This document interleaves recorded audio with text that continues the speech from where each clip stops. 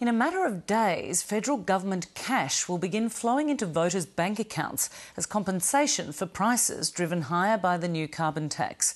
But the opposition is already crying foul because the $14 million ad campaign trumpeting the compensation money avoids all mention of the carbon tax or any reason for the government handouts.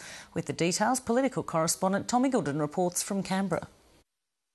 These are the ads the government started running ahead of the carbon tax compensation payments, promising voters extra help with their everyday expenses. An initial payment will automatically appear in your bank account from May 2012.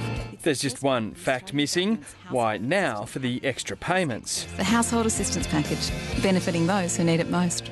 But the opposition says with no mention of the carbon tax, the ads are designed to benefit the government most. It's a con.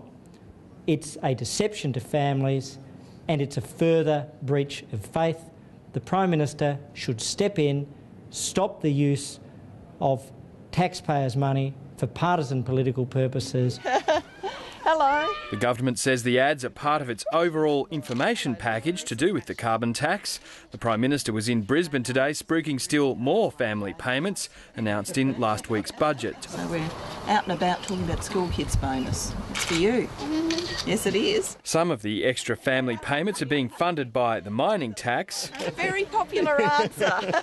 Which Tony Abbott's pledged to repeal. Mr Abbott can't fudge this. If he's going to rip money off Australian families, then they've got a right to know. In reply, the opposition leader says it's Julia Gillard who's fudging on the Craig Thompson issue after she said she was open to an idea to introduce a code of conduct for parliamentarians. No member of Parliament should need to be told that fraud, theft and sexual harassment are wrong. So what we're getting from the Prime Minister is just more window dressing. But parliamentary code or not, the Prime Minister says Capitol Hill's not the place to deal with the allegations against her former caucus colleague. Look, it's not for me to be judge and jury on this. These matters are very likely to end up before a court and it's the court that should decide. But that hasn't stopped other parliamentarians from expressing their view about Mr Thompson's claim that he's the victim of a conspiracy to destroy his career. There are some people who will believe Craig Thompson. There are people who believe that Elvis is alive doing a duet with Roy Orbison in Tijuana. Not exactly the tune the government was hoping to hear. Tom Iggulden, Lateline.